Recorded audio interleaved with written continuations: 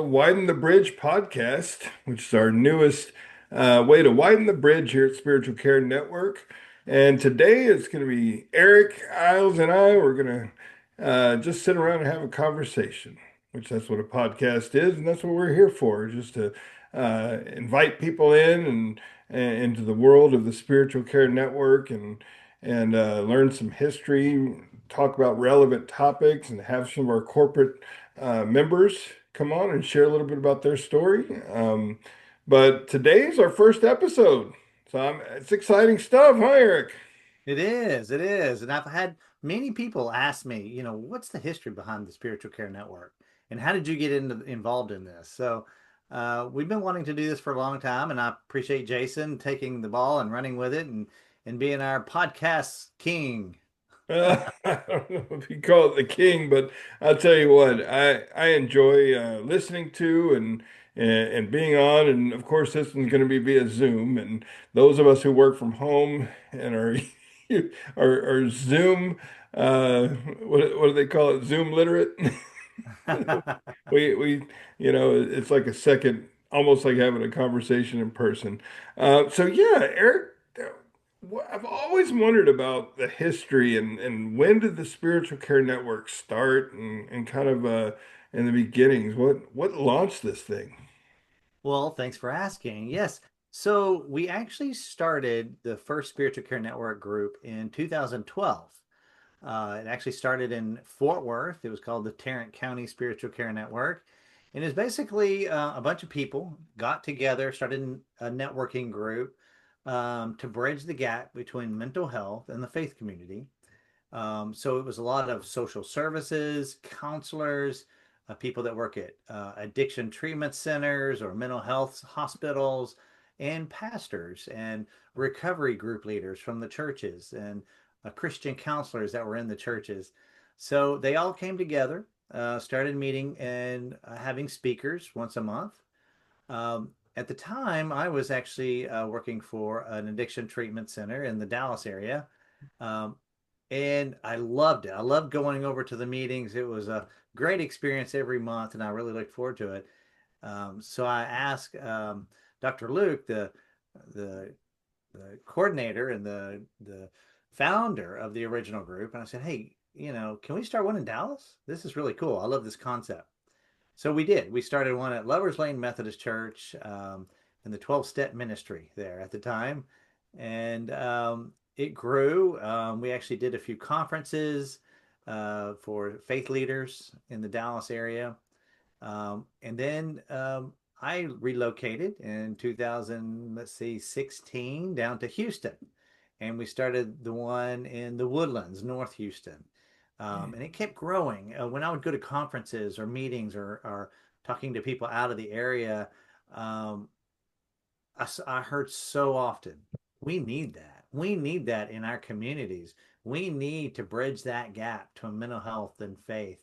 In fact, I even had a state representative say that once, like, yeah, the funding is one of the lowest states in the US for mental health funding. So they really rely on the churches to help out with mental health, you know, resources and referring people to the right place and knowing the levels of care and hosting and holding support group meetings at the churches. Um, the other mission is to incorporate spirituality into the treatment process, whether it's mental health or addiction. Um, you know, uh, Studies show that it actually incorporating spirituality in the treatment process actually helps heal the brain. That whether it's prayer, meditation, the groups going into fellowship with other people actually helps heal the brain. So that's just one of those pieces that I think we need to get back into the industry and Sure. encourage people to do the spirituality. Man. Yeah, and I can't agree more, Eric. I think for sure that was one of the things that drew me to the Spiritual Care Network. But man, I am sure that you, from those early meetings, you've seen some evolution over the time frame. Tell me more about your involvement. in the Spiritual Care Network from those early days and just kind of leading up to being now the CEO and just kind of the driver ever since I've been around of this thing. Talk about that a little bit, if you could. Well, thanks. Yeah, early on, I made a deal with God. I'm like, hey, I'm just a conduit. You're in charge of this group, and God's in charge. And it is amazing the people that have come forward and the people that have seen the need and just embrace the mission. It just every week I'm just floored like what God is doing with this group. Um, so it kind of evolved where about 2019 we started talking seriously about let's bring this to the next level. Let's create a national nonprofit and get our 501c3. So we did in 2019. Uh, we didn't know really what we were doing, but we said, you know, we want to do more with this, and we've had more requests to start meetings, and then it started really growing. Austin, San Antonio, East Texas, Corpus Christi, and then 2020, I met a gentleman, Chad Hampton, from Memphis, and he's a former pastor, but he was in the mental health field, and he's like, "Hey, can I start one in Memphis?" And I'm like, "Of course." And then boom, that was the birth of the Mid South. Chad's done a great job, and Memphis is a strong group. We have a few in Mississippi, Arkansas, Alabama, um, Florida, Oklahoma. It has just increased every few months. We open up another group in another area, and it's just really blessing what God's been doing with this and reaching out. The other thing that's evolved, we started out with networking groups. Hmm. And those have actually grown into conferences. So we do a number of conferences all over different states, all over Texas. And that's how we really reach the community. We partner with churches as kind of a ministry to the church to reach people there, their people at their uh, congregation and outside the congregation with other churches in that area. We have local public officials and local therapists and doctors all come together to talk about how to bridge that gap and how we could come together as a community to be resources for each other. And those are just amazing conferences. We really try to keep the price low, both for attendees and for our partners in the community to come and have an exhibit table and tell everybody about their resources. Um, and then the third thing we do is we have national webinars, and that is specifically for people in the mental health field that need their continuing education credit. It's an easy way since we all learned how to use Zoom over the quarantine. That's an easy way we could reach people that may not be able to go to the meetings or in remote areas or just want to have that easy access to do their CEU credit on our webinars. So uh, yeah, it Yeah, continues that's to good grow. stuff. So, yeah, gosh, I can remember meeting Chad. That's when I joined or started being involved in the Spiritual Care Network is 2020, and just seeing the growth has been amazing to watch not only just Memphis, but watch it grow all over the country and tons of people.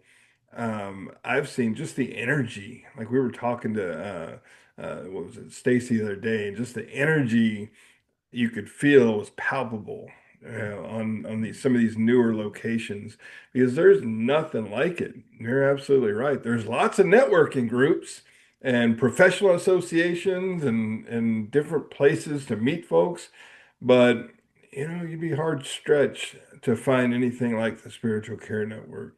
So, Right. where do you see it going? I mean, we've got some good momentum going right now. What Yes. do you think? You mentioned some things we're doing right now, and what else are we looking at in the future? Yeah, so many things we could do with this network. So we are a very strong network. Our national newsletter goes out to over 10,000 mental health professionals, and that's just the ones that we have in our database. So we're trying to increase that. Each time we do a conference or an event or webinar, we grow our database. Um, we would love to see more corporate sponsors come on and take advantage of this, marketing and using this great network for so many resources that we need. Um, I would also like to see some more states, of course. We're talking to people in um, Colorado, California, and other states that are reaching out. We just need to find some leaders that'll start groups, and that's going to be a real blessing when we grow to more states across the U.S. Mm, And then one thing we've been talking about for many years, if we could find the right grant or funding or corporate sponsors, we would love to start like an assistance fund for people that need help mm, with either co-pays or sober living expenses to help them get on their feet, um, or the cost of counseling. So many people are struggling, and we really need to open up some kind of assistance program. So that's what I'm praying for in the future, and the timing will be right. yeah, yeah, I agree. And that's the thing is the faith community is the only consistent source of funding in either the mental health space, addiction space, that we've seen. Because even our government grants and things like that, they're here for a season, and then they seem to uh, be redirected or refocused on other initiatives. But the faith community has been faithful since the early days of mental health treatment and substance abuse treatment for sure. We just talk about the 1800s and the temperance movement and all the early addiction recovery was all faith-based. There was no treatment centers back then. They might stick people in an asylum, but that was about as close to clinical treatment as anybody get. So That's true. Well, it's and Jason, I also wanted to point out one of the questions I get a lot is what kind of faith are you Christian, or what is your spirituality? What does that mean? mhm, And we've had many long board meetings discussing this. So basically, our vision for the Spiritual Care Network is to be an inclusive and collaborative group regarding mhm, faith and modality of care, yeah, whether it's addiction treatment or mental health treatment. We are open for all the different types of modalities out there and treatment processes out there, and we're open to different belief systems. We don't discriminate. We want to include everybody, sure. and we appreciate all the different denominations that host our meetings and host our conferences and support us. So, that's our stance. Yeah, I can remember a couple of years ago in Galveston we had just a vibrant discussion with the interfaith panel. They brought on, and I think we had people representing several different faith communities come together and just have a great discussion about how we can work together in this fight for mental health and addiction recovery. And that's where we're at. We're in a melting pot of where any faith is legal here. We don't have we're in a great space where people have choice and voice and their own recovery and choice in their own faith and spirituality. And it's amazing to see some of the what you wouldn't think is traditional faiths coming around and coming together in this battle and through the Spiritual Care Network as well. Yeah. So, Well, and and I'm glad you said that because a lot of people have misconceptions and preconceived notions of any spiritual organization that it's automatically going to be, Judeo-Christian based, and I love that we're not.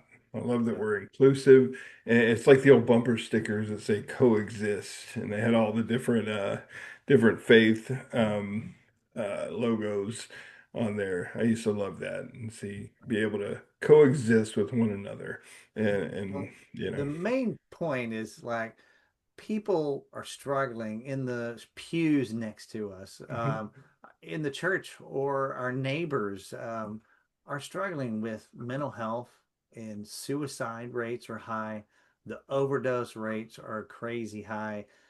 Pornography is so high. Even our divorce rate is so high, and that is such a way that the church can reach out as a mission to reach people that are struggling right next door to us, and Mm, that's what it's all about. yeah. And it's so cool that we have this organization, the Spiritual Care Network, as that resource hub for the people in the faith community to go to. I know for me, I'm a person in recovery from addiction and mental health issues. Dual diagnosis is what they would call it. But I can remember back when I was in the thralls of mental health and addiction, and I was involved in a local church, and they just didn't know how to help me. They would come by and buy me groceries or pay my light bill or pay my rent, but that was the extent. It was kind of like we are talking about earlier, the kind of folks that just want to just send money. They don't know how to put their hands on something, and it wasn't their fault. They didn't have an organization like Spiritual Care Network to reach out to and really understand that let's go to the experts. The faith community can take us so far, but very few churches have the structure of some of the ones we've seen that really, get involved with Spiritual Care Network. Not every church has a counseling department, Yeah. or an addiction ministry. Uh-huh. Those kind of things just don't exist everywhere. So reaching out to those local faith communities, the smaller ones or the more rural, I think is key. Is showing them that, hey, these are friendlies. Because I know that a lot of times there's a lot of stigma around mental health, especially in the faith community. So bridging that gap to me helps break down some of that stigma, helps Yeah. break down so that people will come forward. As you're right, they'll be struggling next to you in silence. But if Yes. you have those resources available and make it more normalized in the faith community, then people won't struggle to the point of suicide or struggle to the point of just completely losing everything in addiction. They'll have those resources in their church. Yes, yes. Well, and I just want to point out too the of people that can support the Spiritual Care Network. We definitely need support. We provide a lot of things for free. We provide monthly meetings over like 25 all over the nation every month. We provide free networking meetings. Most of them have include a lunch, and I love the lunches. Free speakers, free CEU credits, free webinars. We do a lot of things for this industry for people struggling with mental health or addiction. That's the main thing. But what Mhm. we could do with more budget, more sponsors, more supporters is just unreal. So we have a way that people could join on our website, either corporately or individually. And of course, our conferences, we're always looking for sponsors for our conferences and events. And all that information is on our website at spiritualcarenet.org. That's awesome. Spiritualcarenet.org. Again, it's not Spiritual Care Network. That'll take you somewhere else. It will. Spiritualcarenet.org, net.org. And yes, you can find out about lots of things going on, all the networking meetings. We've even included a map on there now that we've put a map on there with all the locations of the meetings and prospective meetings that are in the works. That are evolving into meetings right now. So you can reach out. It has a pin with their Facebook group if they have one that you can get connected with your local spiritual care network meetings. And that's the key. The key is for me, it's that local connection. And it's those that meeting, that local meeting is where you develop those relationships. As I Yeah. know, my story, Eric, I don't remember how I found out about the Spiritual Care Network. We've talked about this before. It's like, how did we even meet? It's like I Well, have no idea. I know that it was in the Houston, the central meeting somewhere, and and Positive Recovery, I think, was holding the meeting at their location, one of their locations there in Pasadena, I think, and went out there. It was, and they had a party of some sort, but we went over and toured the house, which was the sober living down the road, around the corner from there. But I know that early on, I was discouraged when I came to the Houston area. I was working for a large provider of sober living. And I opened up a Houston location. It was a 45 bed location. And I just could not get anybody to trust me to send me their patients. I couldn't get any of the treatment centers to send me referrals, and I was having a rough time filling beds. And I remember I reached out, somehow found you guys, and Eric and I met up, and I can remember him in the Hawaiian shirt he was wearing, and just a festive, fun, and Eric, I would say, if anything, you were a connector of people. You always introduced everyone, and he would introduce me to, oh, you got to meet so and so. They're in recovery housing, or this person. They're always looking to refer people, and so it felt like family. Every month I can remember going to those meetings and feel like family. And I branched out to Dallas and went up to the Dallas meeting with Gary leading the meeting. And man, it was such a night and day difference between those meetings. Dallas was more like group therapy. Like a bunch of people in the industry would get together and talk about just stuff that affected us and talked about coming out of COVID. I can remember those conversations and shared lots of things. And it was a safe space with people in the mental health community. But the thing that I would say at conferences and throughout all the meetings and just the people involved with Spiritual Care Network, for me, it's the only place where the mental health and the substance use come together and coexist in that space. Seems like every other organization that I'm involved with, there's always kind of a separation. So you'll have TAP, which is the Texas Addiction Association of Addiction Professionals, and then you'll have NAMI or some other mental health organization, and there's always a separation. But Spiritual Care Network not only bridges the gap between the faith community and mental health, but it bridges the substance use people with the mental health people. And Yes, it's a needed connection. It really is because it goes hand in hand.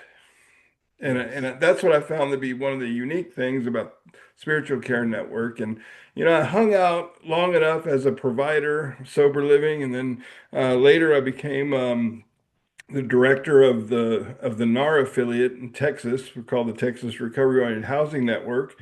And right around that time, Eric approached me and asked if I'd be on the advisory board for Spiritual Care Network. And I came on, and we had some good meetings and things. And then later on, they asked me to become the vice president of the network. And here I am. I'll be in the We vice president and really stuff. You know, appreciate your leadership, and Man, it's a all volunteer organization, yeah, which is incredible how big, how large we are across the nation for an right, all volunteer organization. And we have a right. great board, great group of leaders, and we have our monthly call, a virtual meeting with everybody, and it's so uplifting every month just to hear what's going on across the U.S. So I really It, appreciate your leadership as the vice president of the board. Well, I appreciate doing it and the opportunity just to come on and share on this platform. We'll have this one published to our YouTube channel and after we get some editing done, shout out to Lindsay, who'll probably be doing some of our editing. Man, what a blessing we've had in her. Oh, Just yeah. doing all of our social media marketing and a bunch of can't that only taps just the tip of the iceberg with the stuff that she's been able to help with. And Oh yeah, you know and shout out to our executive director Jacqueline oh Martinez. yeah. Oh my gosh, she does so much behind the scenes. She's a definite gift from God for this organization. And then Shannon and Mm, Jerry, our treasurer and our secretary, they are awesome. So I'm very blessed to have such a good team. man, we're blessed to be surrounded by each other. and doing this work together. I've never felt alone since I've been in Houston, just because of the Spiritual Care Network, those that, and just some great relationships along the way, people that come in and through and out and back in, and, people that I've met here, like Matt Miranda, and, he's been great, and Jordan, and several other people that I've known throughout my time here in the Spiritual Care Network, and just making connections, man. Yeah, Just that's what we're about. That's what this whole bridge thing is about. We're widening the bridge to include as many more people as we can to get yeah, them the help that they need. And we need help widening that bridge. Eric mentioned a little bit about membership. We've got some exciting new levels of membership that are coming out on the website soon, where some people just want to be what did we call it? They want to be the, entry level membership, and then we have some people that are going to be advocates and champions, and further on into the corporate level memberships, and we want to get you guys out there. Want to get people on this podcast and do some interviews to highlight the great work that you guys are doing. I mean, that's what we intend for this podcast to be, is another way to widen the bridge and to make our reach go even further and deeper, out into the nationwide, the World Wide Web and YouTube and our website, and just get as much exposure, to let people know about the services that are available, yeah, and let this be the hub where people in the faith community can come to find resources, and people in the treatment community can go to find faith. That's right. what we kind of Yes. want to be, that network in between both. So, Yeah, and I'm really uh, looking forward to your future guest on the podcast. I really appreciate you leading this, and it's going to be exciting to see, to bring more of our partners, more of our team, and hearing a little bit more about the Spiritual Care Network. So thank you. certainly, certainly. I'm excited too. I think this is going to be a great feature, of the Spiritual Care Network, and everything that we're going to be doing. I'm just honored and humbled to be able to walk with the giants of this industry, and of the faith community, and just the work that folks are doing. And you're right. You brought up Jacqueline earlier. Man, the work that she does, not only with Spiritual Care Network, but with the ROSC, and everything she's involved in. And she has such a servant heart and a heart for reaching out, especially the women that are in the drug court program, and in the different recovery organizations down there, in the Galveston County. But and Jerry, just Jerry doing his work up in the Dallas area, and Shannon, of course. Gosh, she's been a godsend, coming on, taking charge of her officer position on the board. So we've got some great people, and I'm excited for this thing to see, what direction it's going to go in. And man, I think we'll have a lot of fun doing it too. Yes, I'm looking forward to it. And thank you for interviewing me today on your new podcast. Thank you. Yes, sir. All All right. righty. You have a Look good forward one, to, and come check us out on Widen the Bridge podcast. See who comes next on the bridge. yes, thank you. Bye bye. Bye-bye.